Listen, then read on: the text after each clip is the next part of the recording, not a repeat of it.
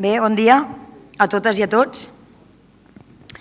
És un honor per mi donar-vos la benvinguda avui, en nom de la UGT de Catalunya, a la projecció del documental Identitat y Memoria, el exilio republicano, del director Facundo Cantelmi, amb la presència dels productors Víctor Serrano, molt estimat aquí i company concretament meu a la primera coordinadora de l'Avalot, i també a César Martínez. Aquesta obra ens convida a mirar amb ulls oberts i cor obert una de les ferides més profundes de la nostra història, l'exili republicà després de la Guerra Civil Espanyola. Aquest acte forma part del compromís que tenim la UGT de Catalunya amb el manteniment de la memòria democràtica i amb el 85è aniversari d'aquest exili. I l'organitzem amb el convenciment que la memòria democràtica és un deure col·lectiu i una eina per al nostre futur. Una memòria que al nostre país passa sovint a estar oblidada, silenciada o institucionalment menystinguda, però que és imprescindible per construir una societat justa, cohesionada i compromesa amb la igualtat d'oportunitats, el feminisme, l'antifeixisme i el respecte pels drets humans. La memòria democràtica es fonamenta en 3 pilars essencials: veritat, justícia i reparació. No són només paraules, són exigències polítiques, ètiques i socials. La veritat, perquè cal explicar i reconèixer els fets sense manipulacions.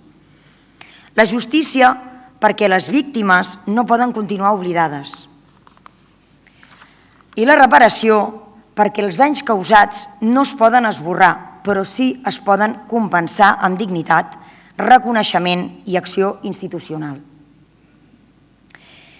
Avui fem aquí aquest acte i no és una casualitat perquè som a la sala de les Brigades Internacionals. Aquest nom és un homenatge a milers d'homes i dones de tota Europa que van venir i van decidir mobilitzar-se per venir a lluitar contra el feixisme a Espanya, conscients que el que estava passant aquí s'anava estenent arreu del continent europeu. I també és una declaració d'intencions. La UGT també vam agafar les armes per lluitar contra el feixisme. El sindicalisme, avui, ahir i sempre, actua com un mur de contenció contra l'extrema dreta, contra el feixisme. A Espanya, a Panamà, als Estats Units, a Ucraïna i a molts altres llocs del món. En aquesta lluita, Mèxic va jugar un paper molt important. Va ser un país refugi, un far de dignitat en un món que sovint girava l'esquena als que fugien. El govern mexicà no va reconèixer mai la legitimitat del règim franquista i va acollir amb braços oberts milers de republicans que fugien de la repressió i del feixisme que s'havia instal·lat a Espanya. Entre 16.000 i 25.000 persones van trobar refugi i una nova llar a Mèxic. Moltes d'elles, la gran majoria, mai no van tornar. Van refer les seves vides, van construir famílies i van arrelar el país de destí. En aquest exili també van emigrar sindicats, sindicalistes i militants de la UGT, persones que havien lluitat per la democràcia i que van ser perseguides. Un exemple és Anastasio de Gracia, exmilitant de la UGT, exministre amb Largo Caballero, i a Mèxic va prosseguir la seva trajectòria com a sindicalista i intel·lectual. Altres militants, polítics i dirigents de la UGT, com Álvaro de Albornoz, Indalecio Prieto o el propi Largo Caballero, van continuar lluitant des de fora per mantenir viva la flama dels drets socials i laborals que el franquisme volia extingir. El Cinefòrum d'avui exemplifica el que és l'ADN de la UGT, la solidaritat internacional. Hem heretat la cultura de solidaritat dels nostres exiliats, que van construir des de l'exterior els fonaments per la recuperació democràtica a Catalunya i a Espanya. Avui rendirem homenatge al seu esforç i reafirmem l'obligació moral de mantenir la seva memòria. Per això ens emociona especialment comptar avui amb la presència de la diputada al Congrés Federal de Mèxic, Anayeli Muñoz, també coordinadora de Mujeres en Movimiento, amb qui compartim valors feministes i justícia social. Muchas gracias, Anayeli, por acompañarnos. Volem agrair també de tot cor la presència dels productors Víctor Serrano i César Martínez per fer possible aquest projecte tan valuós i reconèixer el treball del director Facundo Cantelmi, que ens ofereix una mirada mexicana sobre l'exili republicà, una mirada propera, respectuosa i profundament humana. També vull agrair la presència de Xavier Menéndez, director general de Memòria Democràtica, Adrián Michel Espino, cònsol de Mèxic a Barcelona, i Jesús Usillos, tinent d'alcalde de l'Ajuntament d'Hospitalet de Llobregat.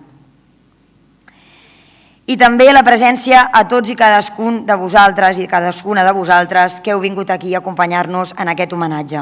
Us convido a gaudir del documental i a participar plenament del debat posterior, perquè la força de la memòria i la solidaritat segueixi construint ponts entre treballadors, pobles i generacions. Gràcies per ser aquí, no ho oblidem, continuem. Gràcies.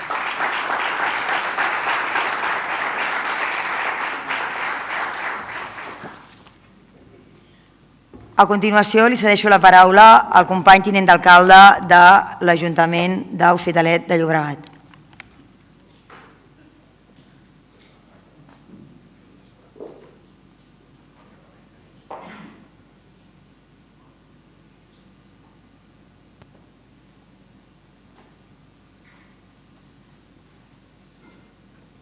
Bueno, doncs, tal qual m'he aixecat, fet així, esto és un atraco, però bueno, jo, la veritat és que no he vingut en qualitat de tinent d'alcalde, he vingut en qualitat d'amic, segur que no dels més íntims del Víctor, però d'una persona que l'aprecia molt, conegut com el Tete, perquè vam compartir moltes nits quan compartia pis amb el Paco, que de fet és Paco qui m'ha liat per venir avui a veure el documental, però també és cert que és una excusa fantàstica per conèixer, per reivindicar la memòria històrica, per reivindicar fets que mai haurien d'haver passat, però que malauradament encara hem de recordar i tristament hem de recordar més que mai, perquè les extremes dretes estan agafant massa aire.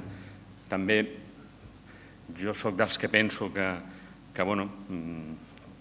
cada dia estem més a prop també de veure com això comença a tenir fractures dintre del seu propi espai, però no és menys cert que ara mateix, miris on miris, tens la sensació d'estar envoltat de foc, de fogueres i amb difícil sortida. Per tant, actes com el d'avui i compromisos com el que el documental planteja són absolutament necessaris i, per tant, és un goig estar aquí. És casa meva, per tant, home, evidentment, de tant en tant sempre va bé venir.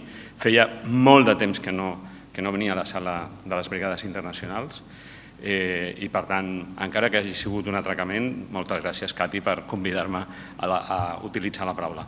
Molt agraït i una salutació des de l'Hospitalet. Gràcies.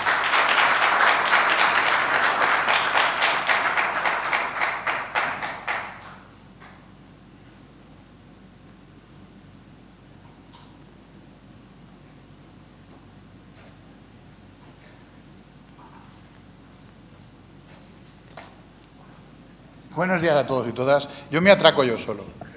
No me hace falta que me atraque Katy, que ya estoy acostumbrado, pero me atraco yo solo. Veréis, cuando Víctor me llamó la primera vez para hablarme de este documental, mi primera pregunta fue preguntarle por qué se había adentrado en este mundo cuando, de alguna manera, no sé hasta qué punto él lo tenía muy claro cuál era la fórmula, pero en realidad estaba haciendo una pregunta que yo era consciente de que ya sabía la respuesta. Os voy a explicar una pequeña historia de quién es Víctor, pero de por qué motivo creo que esto le viene al pelo. Una noche de verano, hace ya muchos años, unos cuantos amigos de Lavalot estábamos tomando una copa aquí en la carrer Nou de la Rambla, aquí al costat, y nos encontramos al salir de aquel bar en una disputa entre un grupo de gente que se tiraban piedras unos a otros y nosotros estábamos en medio. Rápidamente buscamos cobijo en algún lugar, el lugar fue más fácil, el portal de Víctor, donde vivía Víctor con Paco, picamos al timbre, inmediatamente nos abrió la puerta y nos dio refugio. Al entrar en el portal, bajó Víctor con Paco y nos entregaron unas bebidas y algo de comida y por si teníamos las ganas de subir a su casa. ¿Qué hizo Víctor? Lo mismo que hizo México. Víctor hizo exactamente lo que México hizo con nuestros compañeros, compañeras, compatriotas que tuvieron que huir entre la duda en si adentrarse en Europa en una Segunda Guerra Mundial donde Francia no era tan democrática como parecía, sino que los campos de exilio estaban allí fuertes, o mantenerse aquí en un franquismo que podríamos decir que no es verdad que la ETA fuera el terrorismo más asesino de Europa, sino que el franquismo fue el terrorismo más asesino de Europa, porque era un terrorismo. Por tanto, le permitió México a nuestros conciudadanos tener una escapada, una huida, unas posibilidades de supervivencia. Y de ahí nuestro agradecimiento. Y decía Katy una cosa muy importante. Ayer tuvimos aquí una jornada donde hablábamos de migración. La UGT tiene muy claro que nuestro papel en el mundo de la migración es fundamental por un motivo de peso, porque nosotros tuvimos que emigrar. Los catalanes, los españoles, nos vimos obligados a salir, a huir de un país que no nos quería y buscarnos, lo que se viene diciendo mal, las garrofas, para poder subsistir y sobrevivir. Y en algunos países nos acogieron mal, en otros nos acogieron muy bien. Y nosotros no podemos olvidar que tenemos una deuda de devolución con el mundo, con la historia, para acoger a aquellas personas que tienen una precisa necesidad de volver a reiniciar su presente y su futuro. Por eso, nuestra palabra está constantemente firme en la defensa del débil, en la defensa de aquel recién llegado, bien llegado, que viene aquí pidiendo auxilio y nosotros tenemos que darle ese cobijo. Y lo digo esto ahora en un momento coyuntural de nuestro país en el que vivimos una vorágine de engaño y de mentira, porque determinados movimientos políticos y sociales, pero principalmente políticos, engañan a nuestros jóvenes con falacias y sobre todo a los jóvenes que tienen menor poder adquisitivo, diciéndoles que el enemigo a batir es aquel que les resta su posibilidad de puesto de trabajo. Es mentira y somos conscientes. Y somos conscientes y por eso tenemos que mantenernos en la lucha. Y el vídeo que vamos a visualizar hoy debería repetirse en todas las escuelas de nuestro país para que nuestros jóvenes supieran que sus abuelos, muchos de sus abuelos, tuvieron que padecer un exilio por culpa de esos que hoy les dicen mentiras para que se crean en una realidad. No voy a contar más aventuras de Víctor porque está su señora esposa aquí delante. Pero sí que voy a darle las gracias por haber hecho este documental y gracias a todos vosotros por venir y visualizarlo. Un placer, gracias.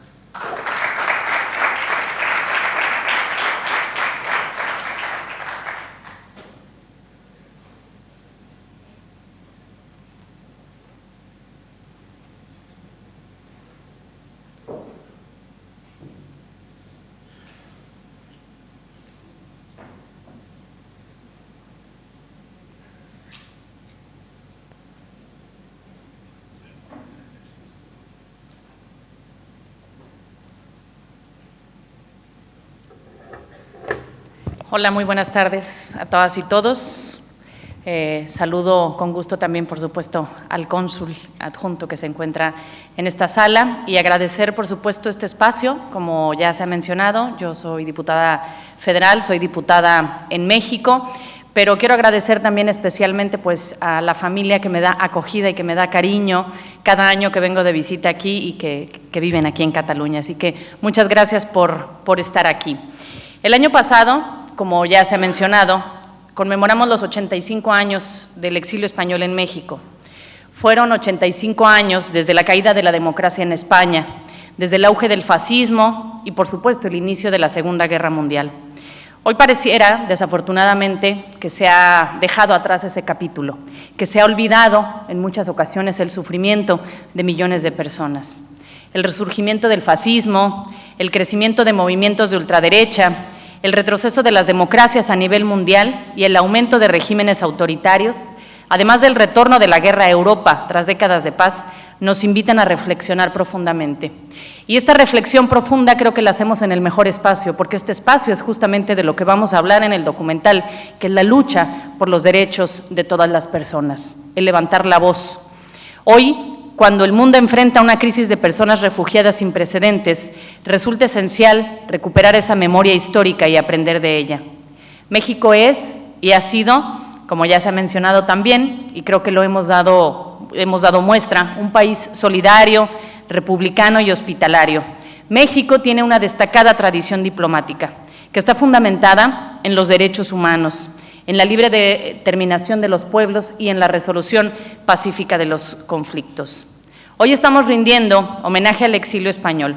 Estamos recordando sus adversidades y celebramos también la riqueza cultural que compartimos. Hay manifestaciones artísticas como es la pintura, el cine, la literatura, la poesía y el trabajo académico que forman parte de esa herencia cultural invaluable. Y por supuesto, pues ejemplo de esa herencia cultural invaluable pues son mi hija y mi hijo, Ana Fabiola e Ical, que está por allá presente, porque es justamente pues que han heredado esa herencia cultural, esa mezcla justamente de las personas que llegaron hace 86 años a México y de lo que hoy es la nación. Con orgullo y cariño, hace 86 años, México dio la bienvenida a quienes llegaron hace 86 años al hermoso puerto de Veracruz. Fue una política de solidaridad internacional. Pero este asilo político dejó esa huella indeleble en la historia de mi nación. Gracias al esfuerzo y la dedicación que tuvieron todas las personas que llegaron a México a encontrar un nuevo hogar para sus familias. Miles de personas que huyeron de la dictadura franquista buscaron una esperanza de vida. Y México, bajo el liderazgo del presidente Lázaro Cárdenas, y gracias al espíritu solidario de las y los mexicanos, porque así somos, solidarios, solidarias, se les ofreció refugio y un futuro. Recordamos estos hechos con el compromiso que mencionaba al inicio, este compromiso de reflexionar sobre las miles de personas migrantes que hoy enfrentan persecución, expulsiones y criminalización por el simple hecho de buscar una vida mejor. Y hoy lo estamos viviendo, miles de mexicanos en la frontera con Estados Unidos y miles de mexicanos y mexicanas que hoy enfrentan esa persecución y esa criminalización por parte de Estados Unidos. Las personas migrantes que cruzan las fronteras en todo el mundo representan el nuevo rostro del exilio. México, 86 años después, reafirma su papel como una nación de esperanza para quienes buscan refugio. Mi país busca estar a la altura de esta responsabilidad, como lo estuvieron Gilberto Bosques y el general Lázaro Cárdenas en el pasado. Este documental se centra precisamente en esto, en memoria e identidad. Hace unos días tuve el honor de acudir al Parlament de Cataluña y el presidente me recordó cómo este Parlament continuó vigente durante décadas en el exilio desde México. Recordamos a catalanes y a catalanas como Francesc Farreras y Durán, quien fue el presidente del Parlament durante el exilio. Lo hizo desde México hasta la muerte del dictador. La cultura mexicana también tiene influencia catalana gracias a artistas como Remedios Varo y el poeta Josep Carné, quienes llegaron también en el exilio. Parte de esta cultura e influencia hoy está siendo rescatada gracias a esfuerzos como el que encabeza el delegado en México del Govern de la Generalitat, Jair Davant. Ahora, 86 años después, cuando creo que todas y todos hemos visto que el fascismo vuelve a aparecer en Estados Unidos, en Argentina, en Italia, pero también en España, es momento de recordar que la migración, ni la migración es delincuencia, ni ninguna persona es ilegal.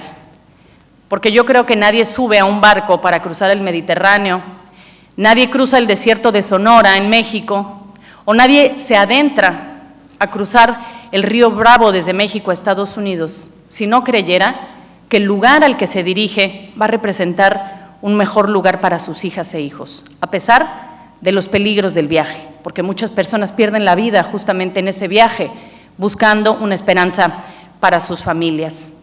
Si hace 86 años Gilberto Bosques desafió a los nazis, si aquí miles de españoles y españolas se enfrentaron a un golpe de Estado, hoy a nosotras y a nosotros, a ustedes en Cataluña y a mí en México, nos toca defender todos los derechos para todas las personas. Creo que este es el espacio, justamente la UGT, donde podemos venir a hablar de los derechos, de levantar la voz, y agradezco profundamente pues que me hayan abierto este espacio y por supuesto pues que estén presentes para ver el siguiente documental.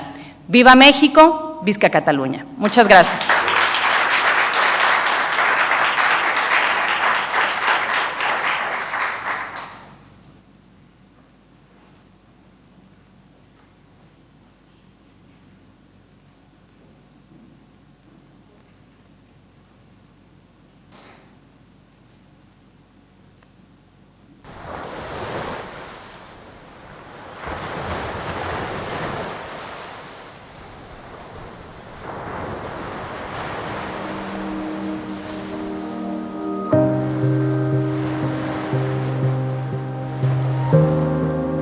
Cada miércoles era ya de decir, ay, abuela, pero cada miércoles había que por lo menos hablar 10, 15 minutos del paso de la frontera, de España, del pueblo, de la guerra. Era como una historia que no se tenía que olvidar, una historia que tenía que ser presente todos los días de nuestra vida, el tiempo que viviéramos, y se lo comunicáramos a nuestros hijos. Y de hecho yo se los he comunicado a mis hijas, ¿no?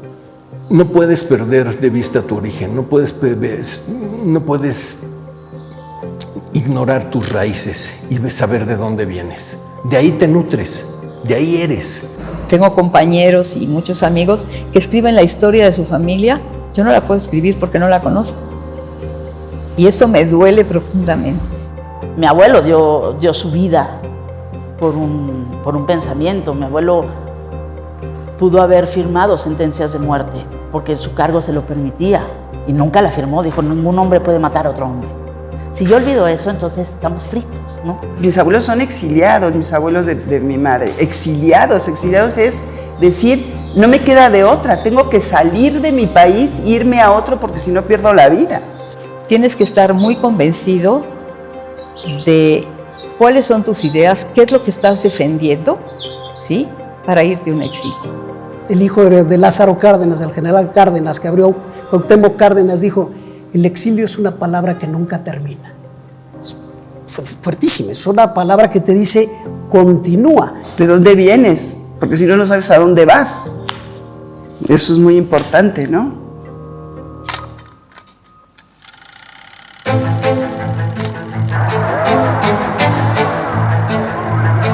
La historia de mi abuelo, de Jerónimo Gomariz, es de esas historias que va uno descubriendo con el tiempo. Fue alguien que sirvió mucho a la República. ¡Viva la República! Primero comienza como diputado de las Cortes en los años 30 y promueve la ley de divorcio hace casi 100 años. Imagínate lo progresista que eran en aquellos entonces. Y en el 36 lo mandan a Orán, Argelia. Y uno se pregunta por qué están mandando un diputado allá. Pues era para preparar a la gente que que tenía que huir de España por ese golpe militar que hubo, por ese golpe de Estado que le llaman guerra civil, no sé por qué, pero al final de cuentas fue un golpe de Estado muy amplio. Y él lo que hacía era ayudar a los españoles que tenían que salir del sur de España a llegar al norte de África. Entonces, una historia muy interesante de cómo el exilio no solo llega a México, sino mucho comienza en el norte de África o en Francia. Mi abuela era una mujer muy guapa, de origen árabe, digamos, de esos árabes españoles. Era alta, tenía los ojos oscuros, grandes, el pelo rizado, negro. Y me acuerdo mucho de sus ademanes, de su voz, de ¿qué estáis haciendo? De eso me acuerdo muy bien. Y los cuatro así como soldaditos, ¿no? Cuando gana el Frente Popular en el 36, mi abuelo era el jefe de Seguridad Nacional a cargo de las guardias de asalto y bueno, toda la policía política. Mi abuelo era comunista, él incluso fue secretario del Partido Comunista de Santander. De hecho, contienden los dos abuelos por la diputación a la Corte, nada más que uno por la izquierda republicana y el otro por el Partido Comunista. Claro, pierde el del Partido Comunista, sin embargo, llega a ser ministro de Agricultura de Cantabria. Confío en que la República venga para todo el mundo, sin distinción alguna, y para el bien de España. Bueno, mis abuelos eran valencianos. Mi abuelo Manuel Molina Conejero fue gobernador de Valencia por el Partido Socialista. A él lo fusilaron. Mi padre y mi madre fueron exiliados republicanos, de lo cual me siento muy orgullosa además. Los dos eran gallegos, pero curiosamente se conocieron en Barcelona, los dos. La primera emigración fue a Barcelona. Mi abuelo era abogado y mi abuela era profesora. Él era abogado, un abogado muy distinguido, era ministro de la República. Al momento en que estalla la guerra es diputado por el Partido Socialista Obrero Español, por la sección de las Islas Canarias. Y mi abuela, ellos se conocen porque ella era costurera y entonces estaba haciendo un sindicato, estaba formando un sindicato de costureras y entonces ahí lo conoce para que la orientase. Mi abuela era una persona que tenía mucha influencia en el pueblo, porque ella era maestra en partos, era partera, entonces tenía muchísima influencia en las mujeres del pueblo, hablaba muchísimo de ellas de política, era de las que había sido de las mujeres que resguardaron las urnas cuando la votación y que se la querían robar y la resguardó con su cuerpo, o sea, unos luchadores de toda la vida. Pero cuando empezamos a conocer la historia de mi padre fue cuando él murió. Algo que me llama mucho la atención es que mi padre tenía un escritorio con un cajón y ninguno de los tres jamás abrimos ese cajón. Y cuando muere sacamos las cosas y en una carterita, que además suponemos que es lo que él traía en su bolsillo, aparece todo. ¿Dónde hizo el servicio militar? ¿A qué perteneció? Todo lo que hizo lo empezamos a descubrir en ese momento y entonces al principio fue como un enfado, porque ¿qué derecho tenía él de no habernos contado todo esto?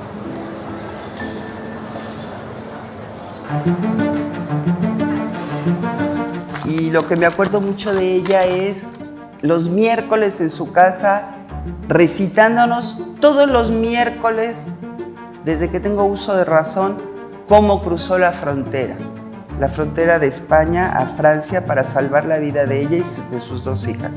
De eso, o sea, nunca me voy a olvidar, mi abuela contándonos a sus 4 nietos cómo cruzó la frontera.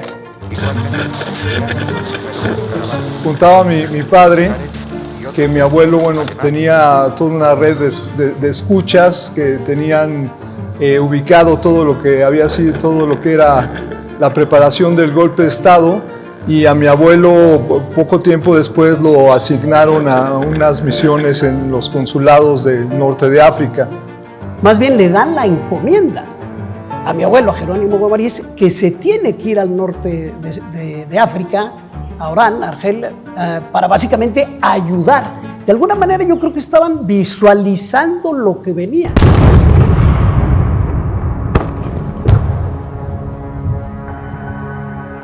Viene un bombardeo en Valencia, ellos estaban hospedados en el Hotel Inglés y cae una bomba donde estaba mi madre, en el Hotel Inglés. Mi tío Jorge narra que están de repente las bombas, ¿no? Les platicaba las bombas, y van a caer las bombas y tírense al piso y de repente pum, pasa la bomba y pega en la cama.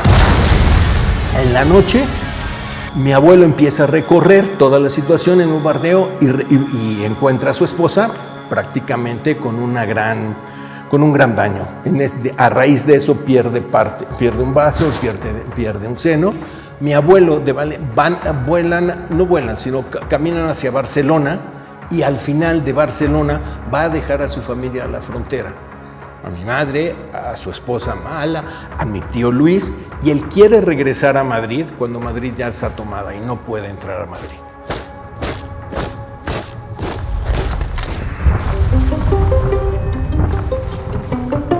Primero de abril de 1939. en el día de hoy, cautivo y desarmado el ejército rojo, han alcanzado las tropas nacionales sus últimos objetivos militares. La guerra ha terminado. Mi abuelo en el 39 cruza la frontera cuando se pierde la guerra, cruza la frontera con el frente militar, con los republicanos. Y mi abuela se queda en el pueblo con mi madre y mi tía. Y un buen día amanece 2 cruces negras pintadas en la puerta de su casa.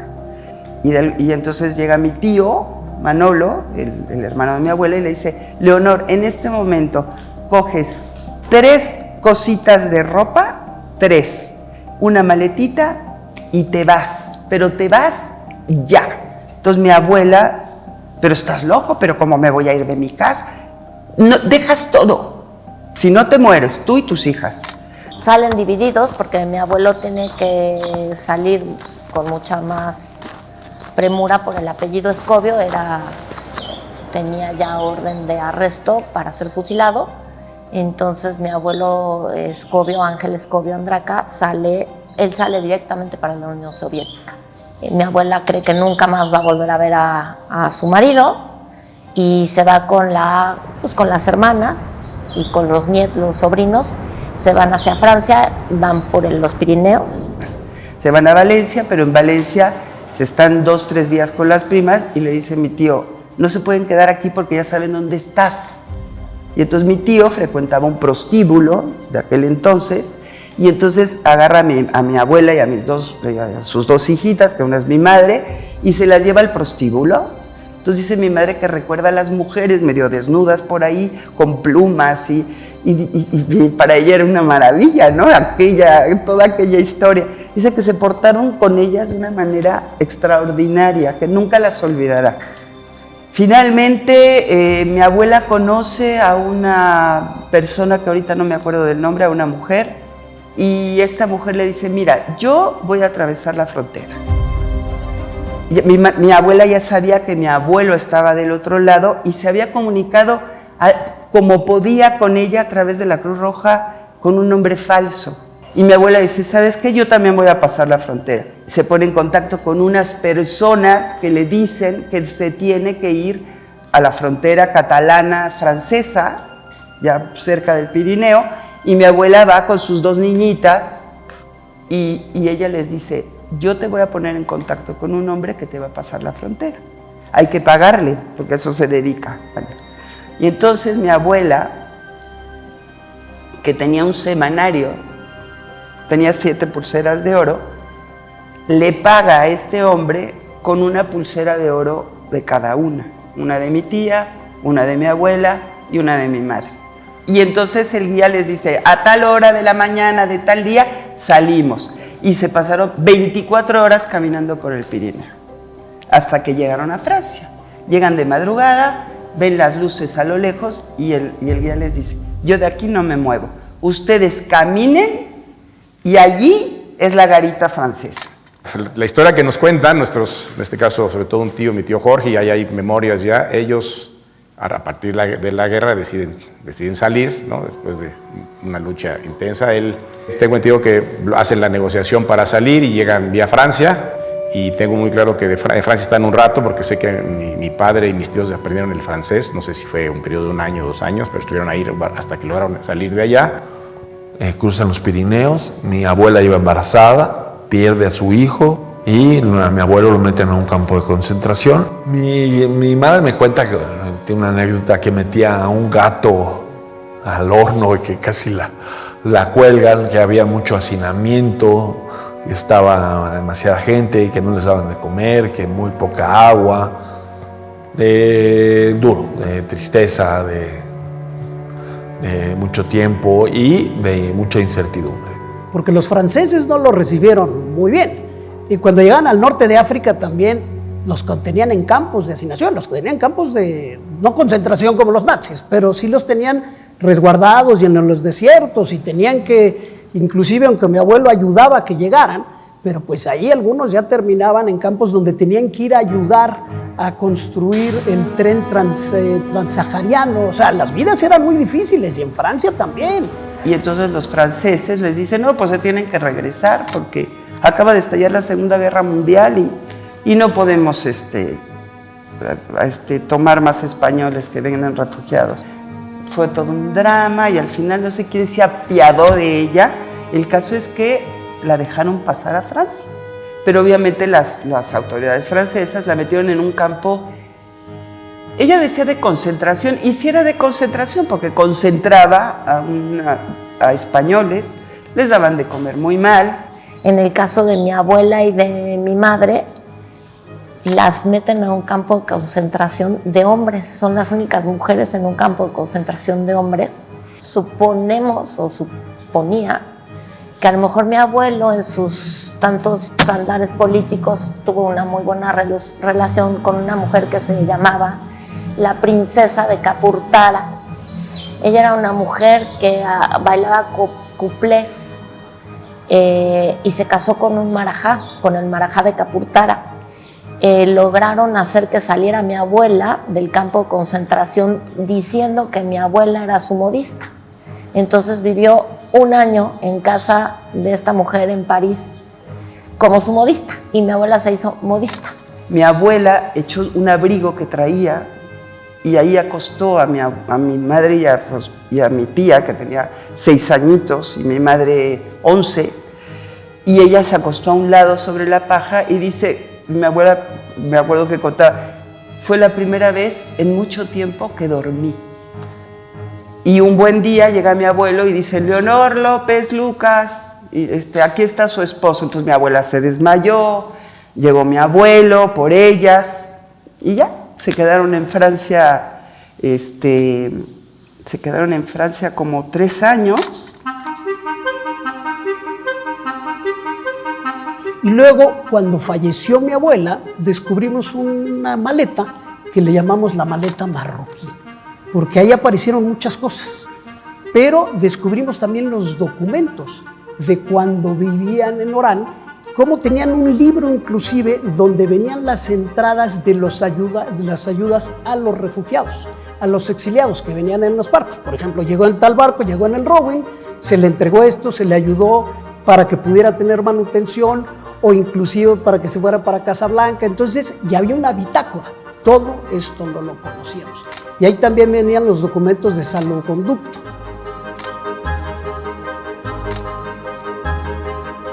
Porque él también sucedió una cosa, los franquistas, lógicamente, pues iban tras él. Él se quedó allá en el norte de África, él estuvo colaborando con el ejército americano en cuestiones de espionaje. Él vino a América hasta el 44, ya cuando los aliados habían liberado el norte de África. Mi abuela, Asunción Gracia Raga, es la que logra salir con mi madre y con mi tía. Primero van a Toulouse, a Francia, donde llegan primero, después a Casablanca y después ya logran tomar el barco a México. Mi madre cuenta que estando, creo que en Toulouse o en un lugar cerca de Toulouse, vivían en un chateau, así le llamaba mi mamá, y dice, y tu abuelo salía pues, a ver si ya tenían el pasaporte o el tiempo para venirse a México, y de siempre hacía que no.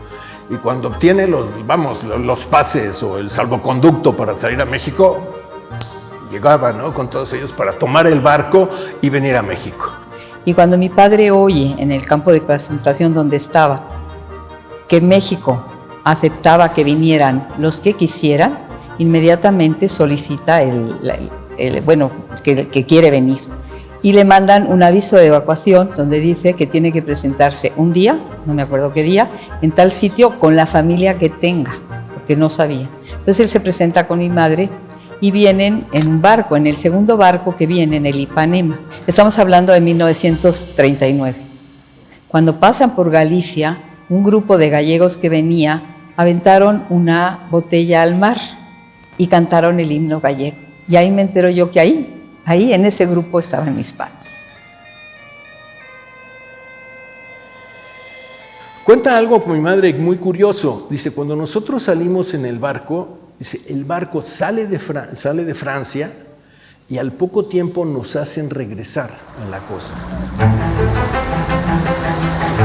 Porque dicen que aquí hay submarinos alemanes. Se les querían poner chalecos salvavidas a todos por si había un problema con el submarino y les bombardeaba cualquier cosa.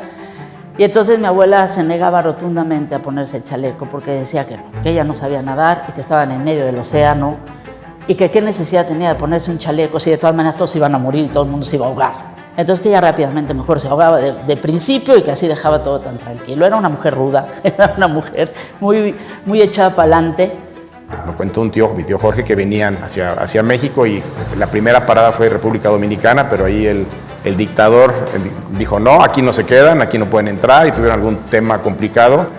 Se habló con el general Lázaro Cárdenas y él dijo, vénganse a México. Mi familia llegó como refugiados españoles aquí a México por el gobierno de Lázaro Cárdenas, ¿no?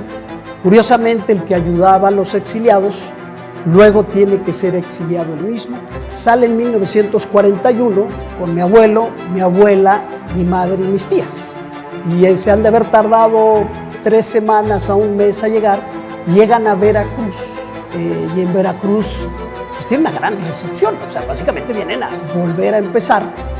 Llegan hacia México, llegan aquí a un edificio que se llama el edificio Ermita. Entonces mi mamá dice que tiene un recuerdo maravilloso de la llegada al puerto de Veracruz, lleno de lanchitas, con gente con banderas republicanas y mexicanas, y la gente con papayas para mi madre fue alucinante, ¿no? Entonces lo recibe el pueblo de Veracruz con flores, con fruta, con marimba, y entonces claro, todos salen a asomarse a ver qué pasa, y mi mamá dice, por fin alguien los quiere. Entonces, me parece esa expresión de decir, es que después de pasar todo lo que pasamos, alguien que no nos conoce nada nos quiere. Y les dicen, están en su tierra, hagan lo que quieran.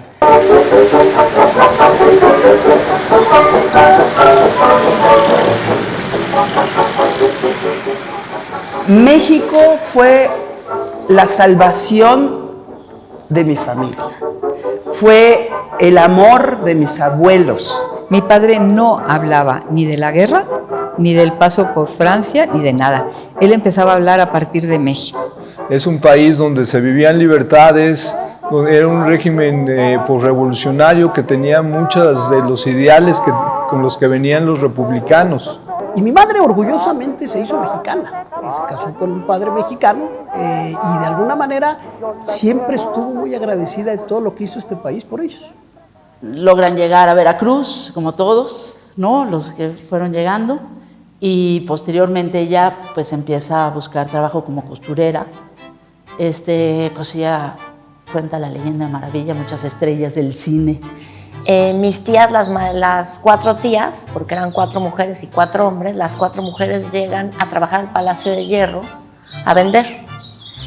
Los hombres, exceptuando mi padre, que era el pequeño, son cargadores en la Merced. Y mi abuela decide que se tiene que independizar, entonces como ya había sido modista de alta costura y se súper perfeccionó, pues entró a trabajar a una casa que se llamaba Casa Mina, que era donde hacían vestidos y todos los trajes para las grandes actrices de época. Sus primeros trabajos fue comentar de carreras de caballos en el hipódromo, de eso se ganó la vida años, nunca había ido al hipódromo, eso siempre lo contaba, y llegó a ser director de películas nacionales en la época del cine, de época de oro del cine mexicano. Y entonces lo viven con fuerza, lo viven en la calle de López, como creo que muchísimos exiliados que llegaron a México, llegaron al centro, a la calle de López, entonces entre todos, se ayudaban en el Centro Republicano Español, en la Casa Valencia, hacían unas paellas fantásticas. Fue fácil porque fueron tan bien recibidos y con tanto cariño que yo creo que podría casi jurar que todos al final se sintieron más mexicanos que españoles en algún momento. Extrañaban España, pero nunca en esta cuestión de que todo allá era mejor o era... No, al contrario, amaron México profundamente, lo volvieron su patria, lo volvieron su tierra, y entonces en ningún momento era Bueno, yo soy, ¿no? Esta cuestión a veces de la nostalgia, de la pérdida, no, lo tomaron como esta es mi nueva patria, casi soy mexicana, ¿no? Mi padre, por ejemplo, amó con locura y pasión a Veracruz. Su vida entera vivió algunos años en Veracruz. Y a pesar de que la gente le decía, no, tú no puedes ser veracruzano, le decía, no, claro que sí, si hasta soy igual de grosero y todo igual, no me importa. Y además también otra historia en mi familia es que todos los muertos, tanto por parte de mi marido como por mí, están en el mar de Veracruz. Porque era lo que los unía con su patria. Entonces todas las cenizas están en Veracruz.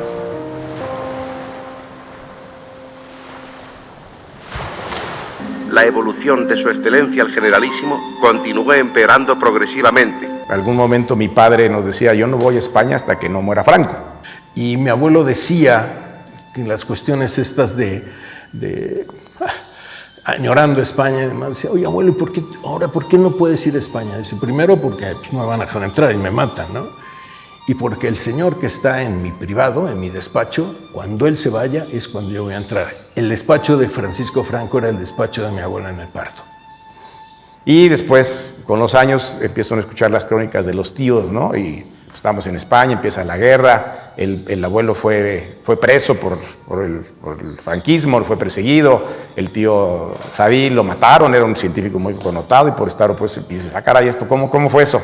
Mi abuelo iba mucho por nosotros al Colegio Madrid y hablaba mucho y conversaba mucho sobre España y era algo muy fuerte, ¿no? Era en mi casa. Era algo de todos los días había que hablar de España, todos los días había que hablar de la guerra civil, todos los días había que recordar que había que ser gente de izquierda, todos los días había que recordar que éramos antifascistas. Todas estas historias me las contaba mi abuela. Tiempo después, porque bueno, yo estaba más interesado en el asunto cuando estaba en la preparatoria, en la universidad. Luego había días que iba a casa de mi abuela a comer con ella y con mi tía, y mi abuela pasaba las tardes contándome pues, las historias de España, ¿no? Entonces ahí empieza uno a darse cuenta de lo que realmente fue la guerra, ¿no? Fue una guerra. O sea, y luego uno ve los reportajes y empiezas a escuchar a los tíos. Entonces yo la aprendí a vivir a partir de, yo creo que de mi, ya siendo adulto, de niño, pues iba al Colegio Madrid y el himno del riego y cantábamos, pero nada que ver con un conocimiento de la guerra como tal y lo que representaba. La broma de siempre, ¿no? Este año cae Franco y este año cae Franco, ¿no? Y muchas veces con sus amigos sí comentaban anécdotas, sí comentaban de amigos que había pasado, sí comentaban ciertas situaciones que había. Y tú como niño pues las escuchas, ¿no? Mira, mis padres, ninguno de los dos nos contó nada. De hecho, por ejemplo, no sabemos cómo mi padre pasó la frontera y con quién. De mi madre sí. Y esto a mí me enfada mucho no haber sentado a los dos ahí y decir, cuéntanos, ¿no? Nuestras historias es importante que se sigan contando, porque me regreso a esa frase tan fuerte que dijeron la otra vez, que decían, el exilio es una palabra que nunca termina. Españoles, Franco ha muerto.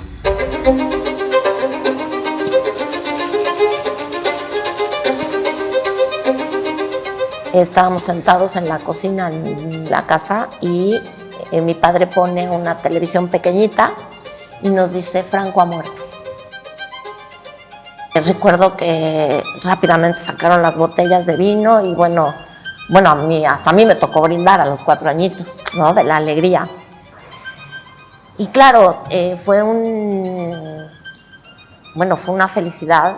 O sea, yo me acuerdo que sonaba el teléfono y era mi padre con las hermanas y todo el mundo llorando de felicidad, pero siempre con esta idea de, pero ya no somos de allá, ya no vamos a regresar. Porque ¿qué voy a cantar si no tengo ni una patria, ni una tierra provinciana, ni una casa solariega y blasonada, ni el retrato de mi abuelo que ganara una batalla? Mi padre cuenta que mi padre era argentino y hacían asados en la casa. Iba Luis Buñuel, iba León Felipe. Y le decía, Mario, ¿qué hacemos en esta tierra? ¿Qué hacemos aquí? Le decía León Felipe. El exilio no es romántico, no es una cosa bonita, porque creo que es muy fuerte. Dejas tu familia, dejas tus recuerdos, dejas incluso tus cosas más cercanas. Entonces, esto tiene que haber sido muy, muy fuerte, muy difícil. Al final de su vida siento que tuvo como una añoranza de esa España que nunca fue, porque él nunca regresó a Santander. Y de hecho tuvo que recuperar, en el 2016 recuperó la nacionalidad española, pero era un poco, él sí la recupero, pero no soy muy feliz recuperándola. Son heridas muy hondas que permanecen en las generaciones. O sea, yo, pues bueno, veo la vida de mi padre, de mi abuelo, de mis abuelos, que bueno, mi abuela siempre se sintió como fuera de lugar aquí en México. Hubo mucha gente que estuvo así, ¿no? Que vivía en sus casas y que nunca se pudo como acostumbrar aquí. Muchos otros sí, pero siempre tenían ese recuerdo de allá, siempre está esa cuestión de que allá venimos, de que fuimos arrancados, parte de nosotros de allá, ¿no? Yo creo que al final él sí tenía al final de su vida sí tenía estos sentimientos encontrados de una España que dejó, una España que no es, pero un México que amaba con locura y pasión.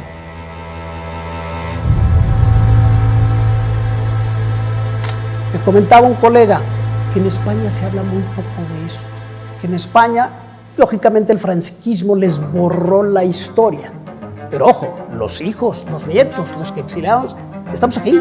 Yo a mis hijas les he enseñado que se tiene que ser antifascista, antiguerra, pro paz, y que esa tiene que ser el eje de su vida. Yo la primera vez que volví a España fue en el 68, todavía vivía Franco, y fue muy difícil porque llegamos a la casa de mis tías, hermanas de mi padre, que trabajaban en diferentes ministerios, y que yo entendía que, bueno, ellas tuvieron que adaptarse a un régimen. Y nos pasó que coincidió el 12 de julio estando ahí, y una de mis tías nos había conseguido unos lugares estupendos y extraordinarios para ver el desfile. Y mi marido y yo nos miramos y dijimos, a ver, vamos a ver pasar a Franco. O sea, no. Entonces, esta parte de ver que la familia no entendía que mis padres habían tenido que venir a México porque estaban perseguidos y nosotros teníamos que aceptar eso. No lo aceptamos, por supuesto, y fue un motivo de enfado, de contrariedad con mis tías. Pero cuando te das cuenta que la familia no entendía por qué nosotros reaccionamos de esta manera, fue muy fuerte. Y después, mis papás no fueron hasta que murió Franco, ellos fueron después. Durante la dictadura, pues hubo otro discurso, no existía el exilio, existían los héroes nacionales, ¿no? Los que murieron por Dios y por España, los mártires del franquismo, y fue una historia que impusieron. Por eso es tan importante recordar, por eso es tan importante seguir contando la historia, porque tal vez del otro lado del mar ya se habían olvidado, pero nos volvimos a encontrar.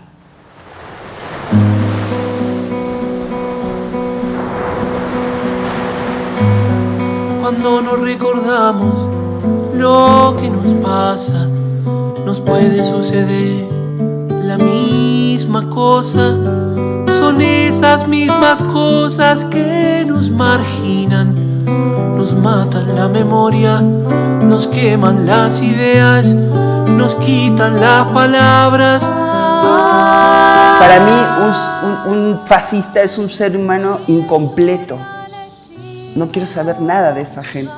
Si no recuerdas la atrocidad que fue el franquismo, si no le recuerdas a la gente el fascismo, el daño que le hizo a las gentes que tuvieron que emigrar a este país, se puede repetir. 85 años después de llegada del primer barco a México, pues hay mucha gente que no sabe ni qué fue la República Española, ¿no?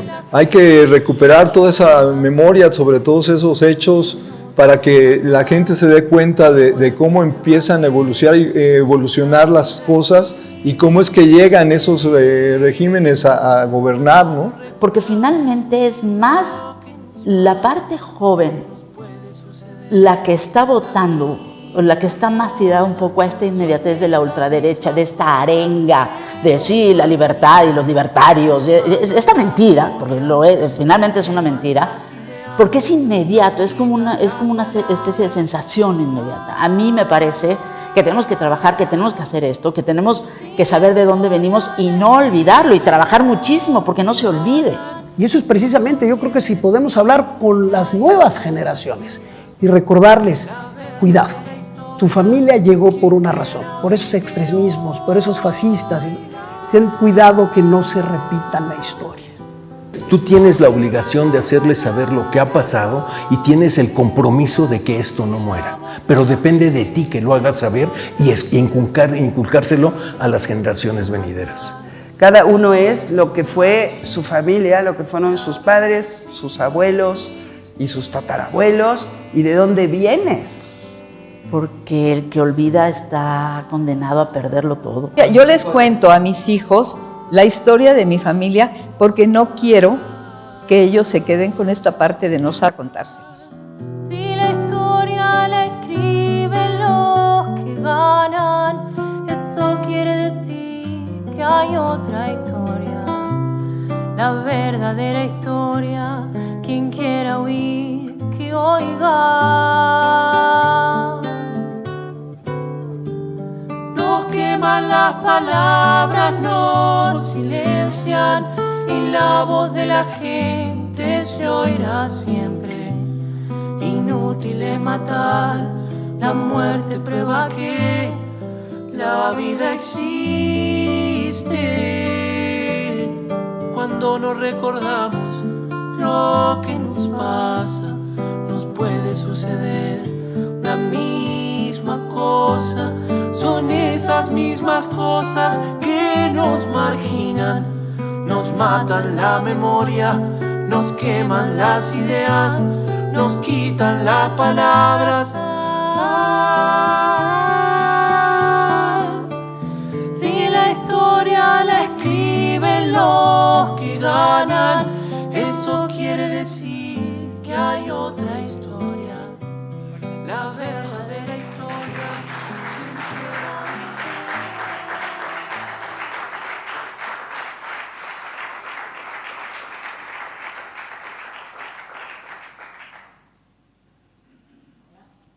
Sí?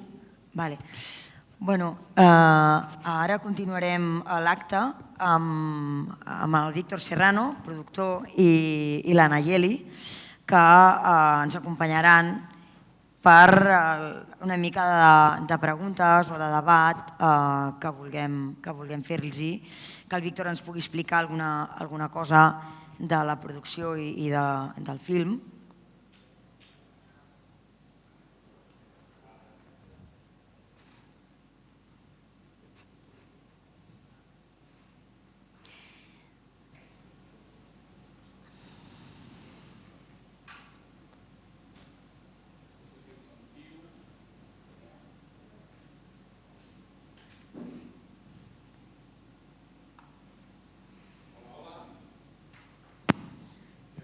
Hola. Molt bé. Víctor, Anayeli. Gràcies. Bé, en primer lloc, jo donaria, si voleu, unes paraules a qui vulgueu fer alguna pregunta, alguna inquietud que tingueu del tema del film, de coses que ells no han sortit al film però que potser us tingueu alguna pregunta.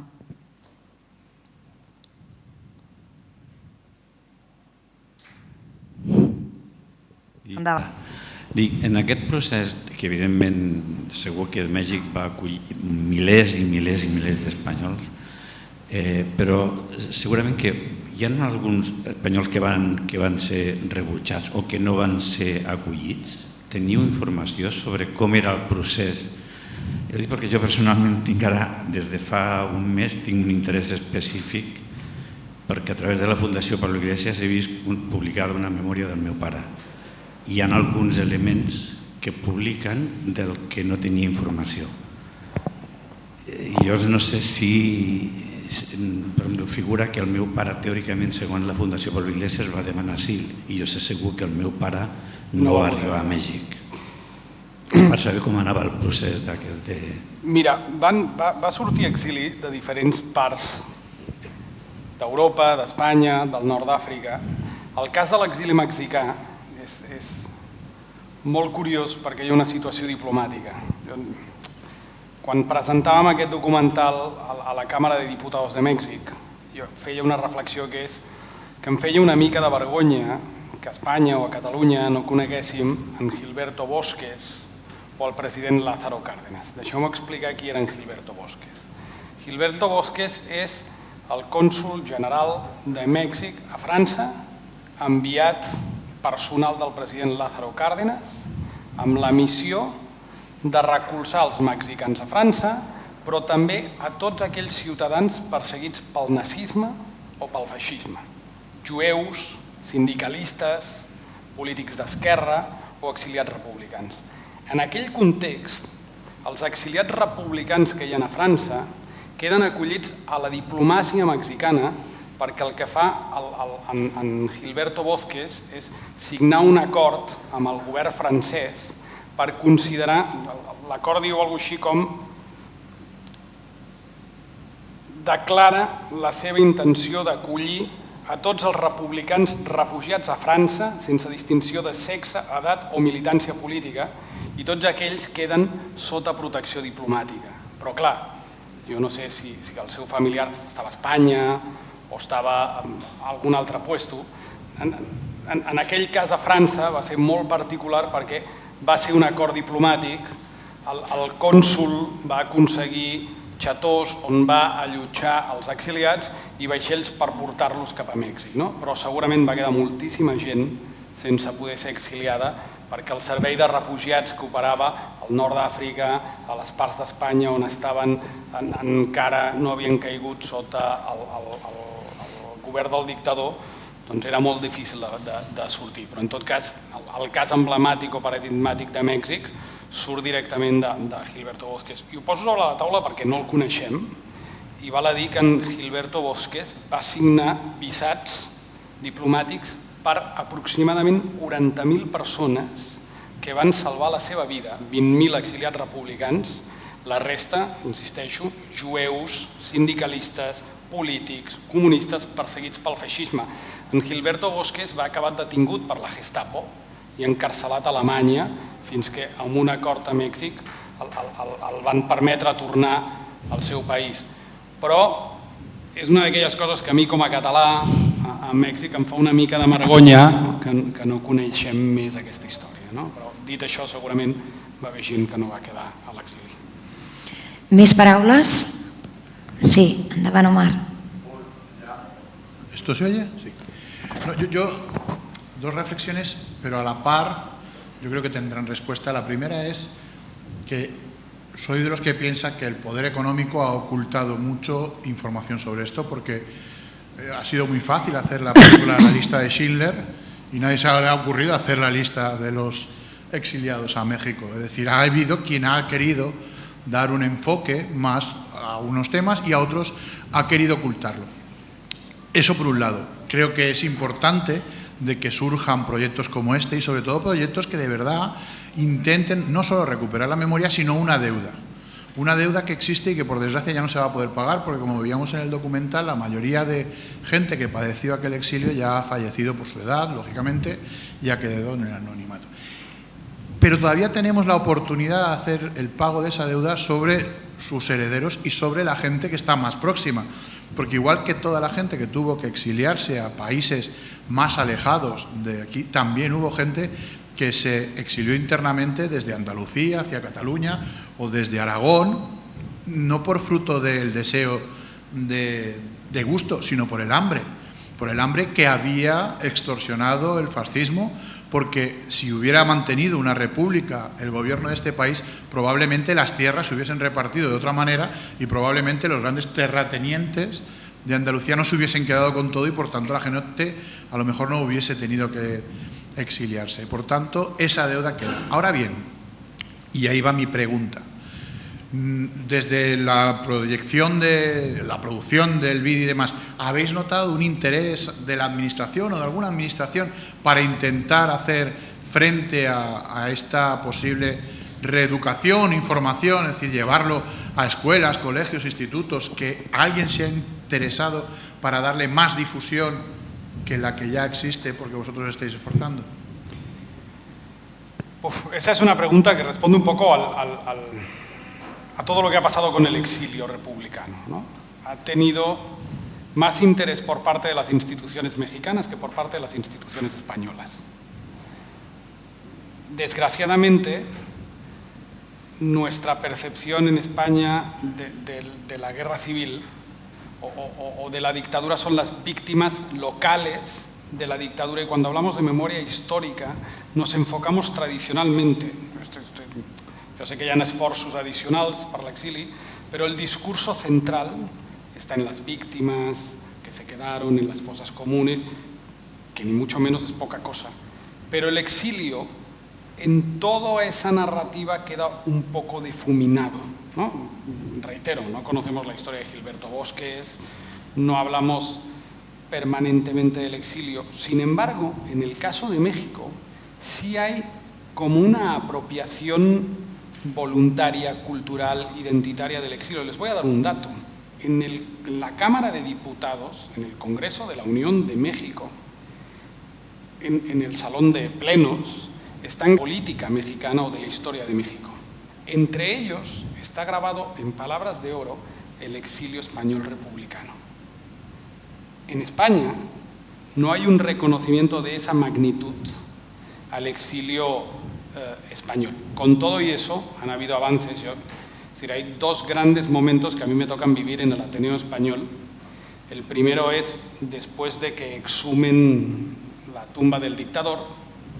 Hay un gesto muy bonito porque el expresidente Zapatero pide una copia de la publicación del BOE y pide una copia del decreto de exhumación, y personalmente, en una visita oficial que tenía a México, pide reunirse con el Ateneo Español para entregarles copia del acta original de la orden de exhumación y de la publicación en el BOE, y la lleva al Ateneo para decirles: le dije al presidente Sánchez que si alguien tenía que guardar este documento era el Ateneo Español de México. Entonces imagínense esa emoción y demás. Y el segundo momento es la proclamación de la Ley de la Memoria Democrática de este último gobierno.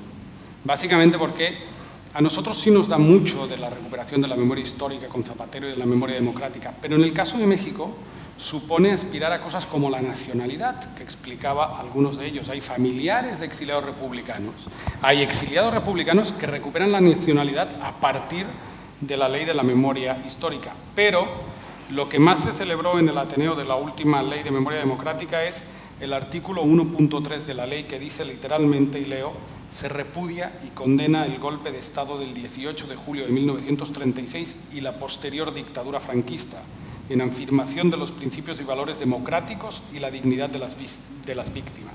Se declara ilegal el régimen surgido de la contienda militar iniciada con dicho golpe. Eso, para aquellos que se fueron de una España que hoy es completamente diferente y que ellos no vivieron toda la época de la transición democrática que vivimos nosotros, que ellos entendían España como la dejaron o como se la contaron sus papás, esa declaración en un artículo de la ley era hacerles justicia, ¿no? Entonces, es un gran momento. Entonces, en resumen, para contestar a tu pregunta, Omar, sí hay avances, pero creo que hasta la fecha ha habido más reconocimiento, allá incluso que acá, a pesar de que el Ateneo Español está reconocido como el primer sitio de la memoria democrática en el exterior, ¿no? Y yo agregaría pues que ojalá de verdad este documental se transmita en más espacios, o sea, que exista una iniciativa para transmitirlo, para que se conozca más la historia. Nosotros vamos a hacer lo propio en México. Ya se presentó en febrero en la Cámara de Diputados, estuvieron varios diputados federales de diferentes comisiones, relaciones exteriores, estuvo el embajador justamente de España en México, y creo que es muy importante porque pues estamos hablando de miles de familias. Yo creo que el documental y son generaciones que han estado atravesadas por el dolor y por extrañar su tierra. Efectivamente, como lo decía Víctor, en México sí se reconoce, ¿no?, esta acogida que se da a miles de personas desde el puerto de Veracruz. Incluso a nosotros nos ha pasado que de pronto estamos platicando con algunas personas y te dicen, es que mis abuelos o mis bisabuelos o mi bisabuela llegaron justamente en este barco, llegaron al Sinaya. Y sí hay un gran reconocimiento de la diplomacia mexicana y sobre todo pues del cariño de las y los mexicanos, porque como ya lo explicaban las personas entrevistadas en el documental, pues encontraron un trabajo de lo que fuera, de lo que sea, pero no hubo un momento en que en México se les juzgara o se les criticara, sino todo lo contrario. O sea, se han vuelto mexicanos y mexicanas, pero ojalá de verdad que este documental se siga transmitiendo y se sigan buscando espacios para que se recuerden, reitero, por las historias de personas, de familias, y que no fueron solamente números. Alguna paraula més? Sí, el senyor cònsol.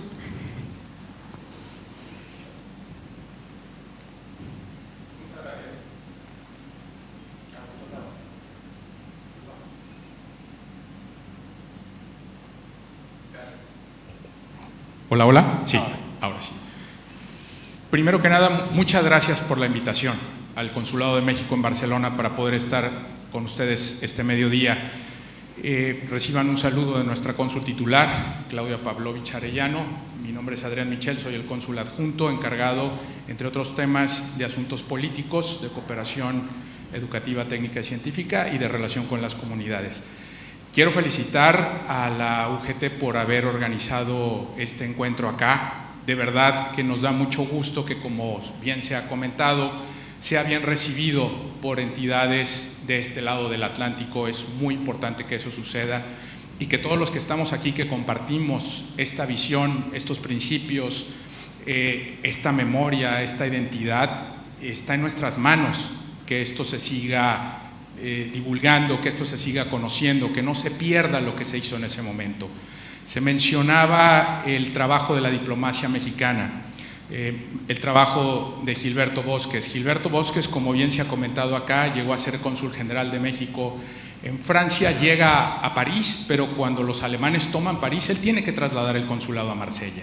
Y desde Marsella es donde comienza esta titánica labor. Ya se ha mencionado salvarle la vida a aproximadamente 40,000 personas, de las cuales la mitad tenían la nacionalidad española.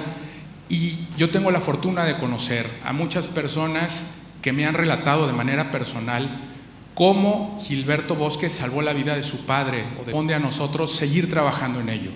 Yo le pediría a Víctor que este documental pudiera transmitirse en la sede consular, en la Casa de Todos los Mexicanos en Barcelona, y que de ahí se pudiera extender a muchos otros lugares, porque es nuestra tarea rescatar esto. El Consulado de México en Barcelona trabajó de manera normal, entre comillas, hasta el 26 de enero de 1936, cuando las tropas franquistas comenzaron a bajar por el Tibidabo para llegar a lo que hoy conocemos como la Plaza Cataluña. En ese momento el consulado tuvo que cerrar sus puertas. México nunca reconoció al régimen franquista, fue el primer país que se manifestó en este sentido, y fue un país que además financió barcos para que la gente pudiera ir a México. No solamente acogió el exilio, sino que financió a través de su gobierno que los barcos salieran de las costas francesas y de algunos otros lugares para poder recoger al exilio republicano. Y en este exilio no únicamente deben de estar agradecidas las familias o los descendientes de los familiares que fueron recibidos en México, sino también nosotros como mexicanos recibimos un sinnúmero de personalidades de todos los ámbitos de la vida, de la cultura, de la ciencia, de la política, y creo que ganamos mucho con el exilio español. Nuestro país se vio alimentado de una serie de personas muy talentosas que construyeron instituciones mexicanas que a la fecha siguen vigentes, siguen en ello. Entonces, lo único que yo quería era manifestar eso, que México se convirtió, sí, en una casa, pero que México se benefició en gran medida de este exilio y que este exilio nos ha mantenido con las relaciones que tenemos hasta el día de hoy y que es nuestra tarea seguir acrecentándolas, seguir alimentándolas, y felicito de verdad por la elaboración de este documental.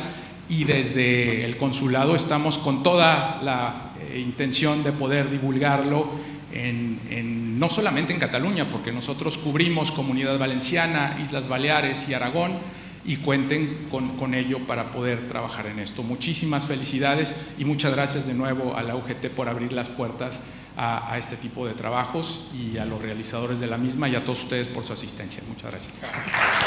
Muy bien. Hi ha alguna paraula més? Si no, bueno, jo procediria, no sé, Víctor, voleu dir alguna cosa més? No, jo només agrair-vos. La veritat és que em fa molta il·lusió tornar a venir a casa, perquè aquesta és casa meva des de fa molts anys.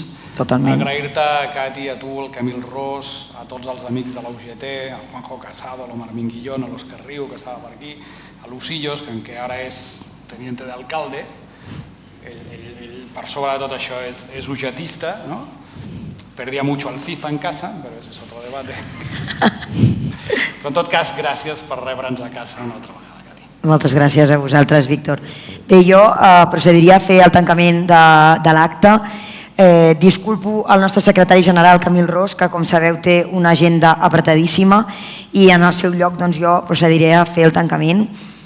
Jo crec que avui hem fet un acte d'homenatge i un acte de commemoració i de record, i això, com deia la Nayeli, ens ha de fer reflexionar i pensar que ara el nou exili d'aquest segle és la migració, com ens apuntava la Nayeli. Nosaltres som terra d'acollida també, a Catalunya som terra d'acollida, tenim moltíssima gent també vinguda de Mèxic, que abans ho comentàvem amb el cònsol. Jo crec que des de la UGT de Catalunya estem fent una gran tasca per ajudar a totes les persones que també venen de Mèxic a Catalunya buscant un futur, un nou futur, construir un nou projecte de vida aquí, i amb això nosaltres seguirem treballant. En el cònsol li hem donat la mà perquè puguem col·laborar i treballar en aquest sentit amb totes les persones que ells també tenen contacte vingudes de Mèxic, i que comptin amb la UGT per tot el que necessitin de cara a les persones que venen de Mèxic. I bé, doncs res més, donar-vos moltíssimes gràcies. Si el Víctor ens dona permís, podem repetir aquest format arreu del territori, perquè jo crec que molta gent de la UGT voldria tenir i gaudir d'aquesta meravella d'homenatge i d'acte arreu del territori de Catalunya.